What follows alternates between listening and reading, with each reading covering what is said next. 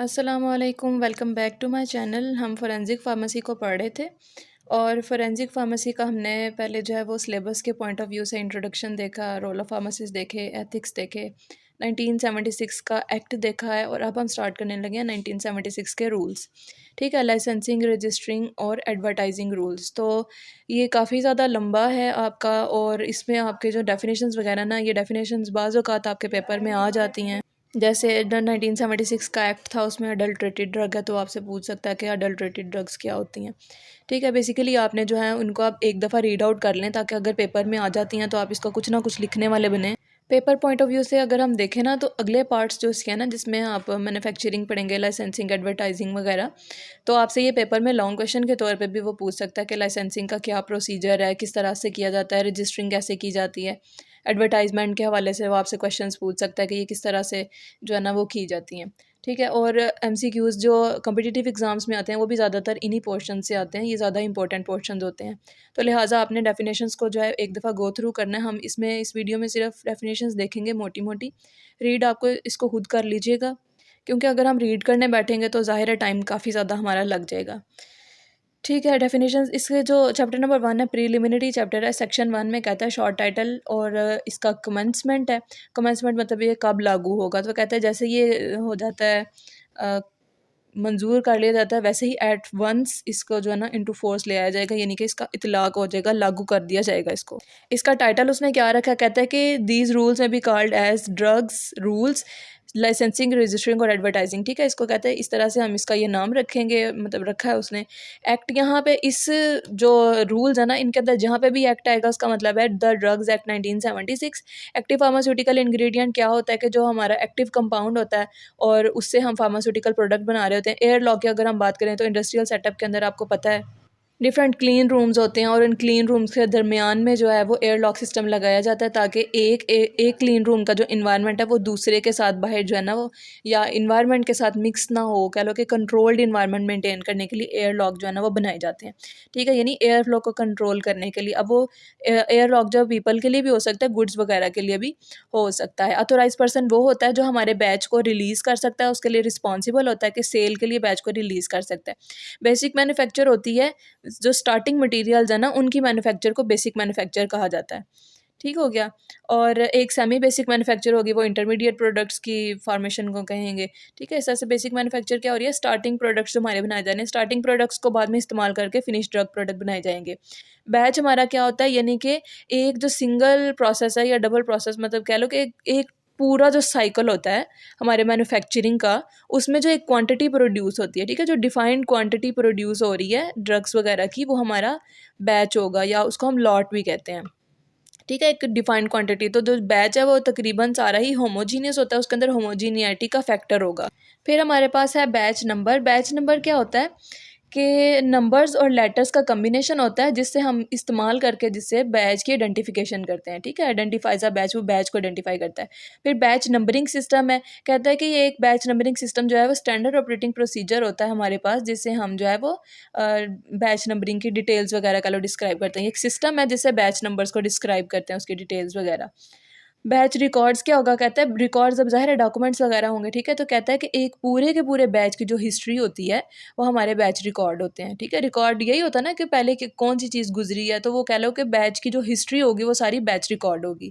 Biological agent کہتا ہے micro organisms وغیرہ، جس میں genetically engineered micro organism, cell culture, اینڈو parasites وغیرہ آ جائیں گے، وہ بایولوجیکل ایجنٹ ہوں گے۔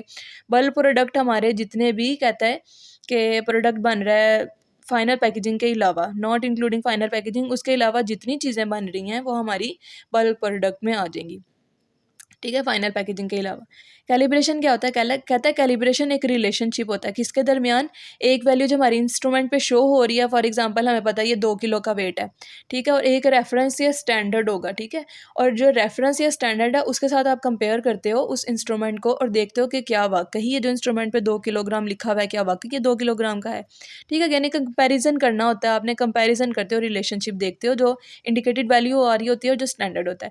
کلین ایریا آپ کو پتہ ہے کہ ایسا ایریا ایریا ہوتا ہے جہاں پہ آپ نے جو ہے نا وہ ریسٹرکٹ کیا ہوتا ہے کہ نہ تو کوئی کنٹامیننٹس آ سکتے ہیں وہاں پہ اور نہ ہی وہاں پہ کوئی مائکروبز آ سکتے ہیں. مطلب ایک لمیٹیڈ اس کی جو ہے نا وہ ہم نے کہہ لو اماؤنٹ مینٹین کی ہوئی ہے, اس سے زیادہ نہیں ہو سکتا وہاں پہ ڈرٹ وغیرہ یا کنٹامیننٹس نہیں آ سکتے. کیونکہ ہم نے چیک اینڈ بیلنس سسٹم لگایا ہوا ہے.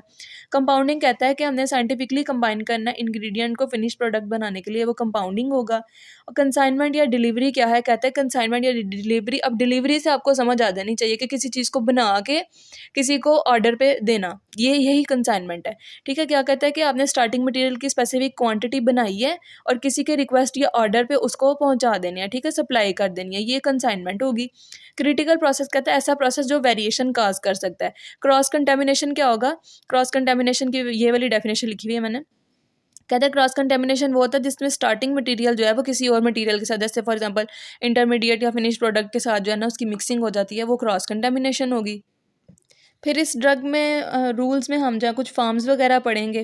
ٹھیک ہے, فارمولیشن کیا ہے, کہتے ہیں فارمولیشن ایک ایسا پروسیس ہے جس میں ڈرگ کو فائنل ڈوزیج فارم میں کنورٹ کیا جا رہا ہے, یا مٹیریلس کو جو ہے ready to use medical devices میں کنورٹ کیا جا رہا ہے. ٹھیک ہے, جیسے مولڈنگ, اسمبلنگ, پروسیسنگ وغیرہ کی جا رہی ہے, اس کے تھرو ہم اس کو ریڈی ٹو یوز فارم میں کنورٹ کرتے ہیں. جی ایم پی کہتا ہے کوالٹی اشورنس کا پارٹ ہوتا ہے, جس میں کیا کیا جاتا ہے کہ کنسسٹنٹلی ہم پروڈکٹس کو جو ہے وہ پروڈیوس کر رہے ہوتے ہیں اور ان کی کوالٹی کو کنٹرول کرتے ہیں. ٹھیک ہے, products are consistently produced and controlled اور کوالٹی اسٹینڈرڈس کے اکارڈنگ. ٹھیک ہے, جی ایم پی کیا ہے, گڈ مینوفیکچرنگ پریکٹسز. ٹھیک ہے, کہتا ہے کہ ہم نے جو ہے اس میں کیا کرنا ہے, ڈرگس کو جو ہے ان کی کوالٹی کو کنٹرول کر کے رکھنا ہے, کنسسٹنٹلی ان کو پروڈیوس کرنا ہے, مارکیٹ کی جو ریکوائرمنٹس ہوں گی ان کے مطابق, اسپیسیفکیشنس کے مطابق. رسک وغیرہ کو ڈیمینش کرنا ہے تاکہ مطلب کنٹامینیشن وغیرہ ان کے اندر کسی قسم کی نہ ہو سکے. فنشڈ پروڈکٹ کیا ہوگا, ایسا پروڈکٹ جو کہ that has to half finished کیا ہوگا کہ جس کو ابھی فردر مینوفیکچرنگ کی ضرورت ہے, کہ وہ ابھی ہاف مینوفیکچر ہوا ہے, ابھی اس کو کوئی پروسیس اس کا رہتا ہے. فار ایگزامپل گرینیولس جو بنائے ہیں وہ ہاف فنشڈ ہے, اب اس سے آگے جو ٹیبلٹ بنانی ہے وہ فل فنشڈ ڈوزیج فارم ہوگی. ان پروسیس کوالٹی کنٹرول یا آئی پی کیو سی بھی اس کو کہتے ہیں, یا ان پروسیس کنٹرولز بھی کہتے ہیں. یہ ہمارے پروڈکشن کے دوران چیک سسٹم ہوتا ہے کہ ہم دیکھتے ہیں ابھی تک جو ہماری ڈرگ بنی ہے کیا وہ اسپیسیفکیشنس کے اکارڈنگ ہے. ٹھیک ہے, مطلب ہماری جو ریکوائرمنٹس ہیں, جو ہمارے اسٹینڈرڈز ہیں, کیا اس کے مطابق ڈرگ بن رہی ہے.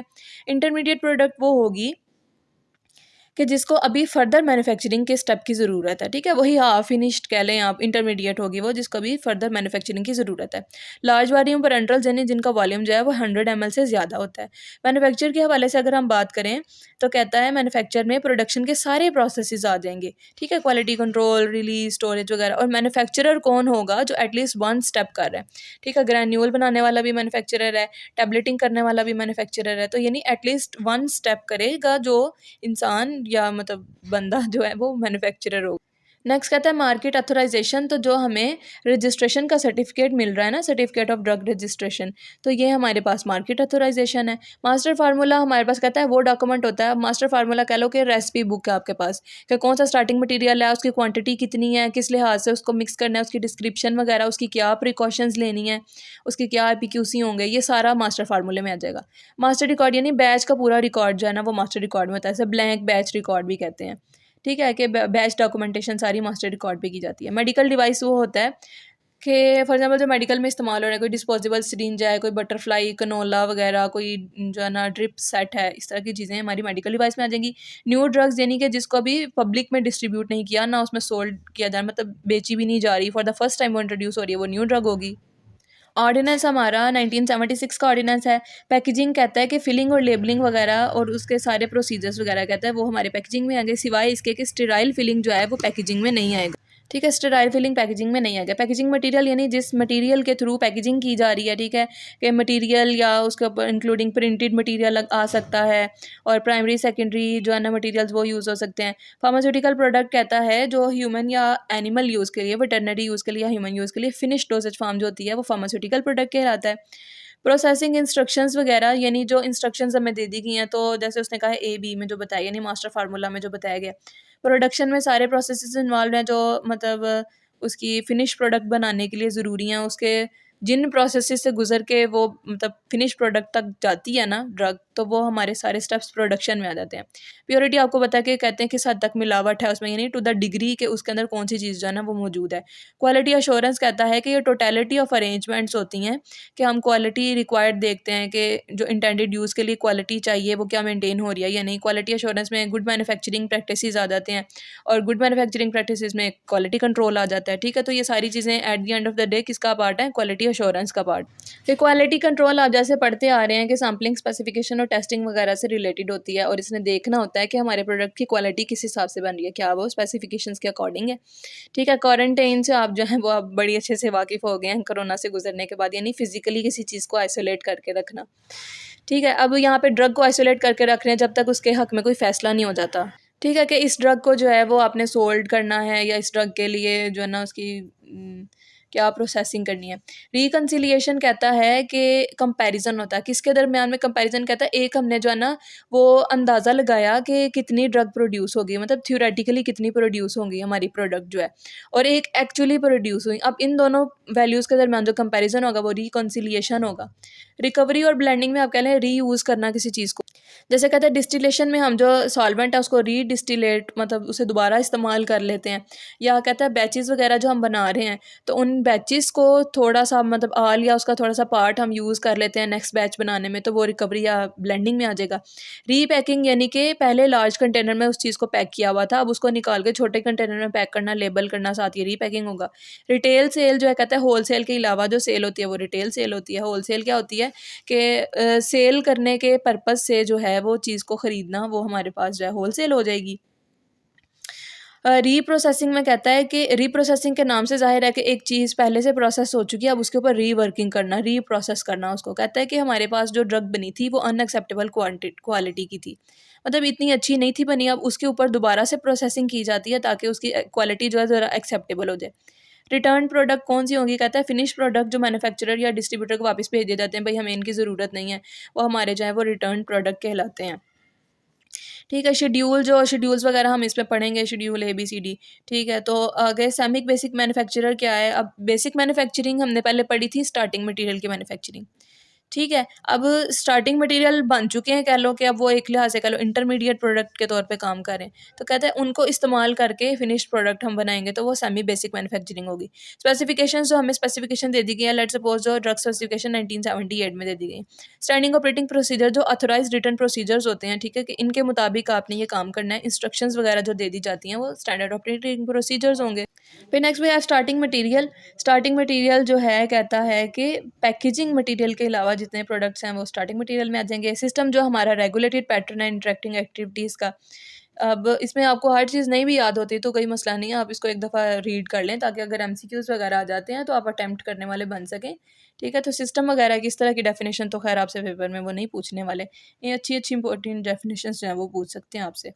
ٹھیک ہے، تو یہ اس طرح کی ڈیفینیشنس تو اتنی کوئی خاص لگ بھی نہیں رہی. بہرحال آپ اس کو ایٹ لیسٹ دیکھ لیں، چھوڑنا بہتر نہیں ہوتا.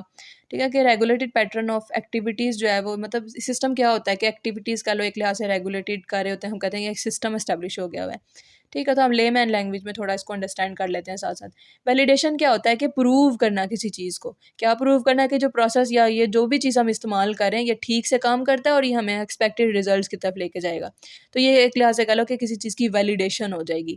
ٹھیک ہے، کہ ہم یہ کام کریں گے تو اس کا یہ نتیجہ ہمیں ملے گا. ہول سیلر کون ہوگا؟ ایسا پرسن جو چیزیں اس لیے خریدتا ہے کہ وہ آگے پھر دوبارہ سیل کر سکے. ٹھیک ہے، آگے سیل کرنے کی انٹینٹ کے ساتھ، یعنی اس نے یوز نہیں کرنا، اس نے آگے سیل کرنا ہے.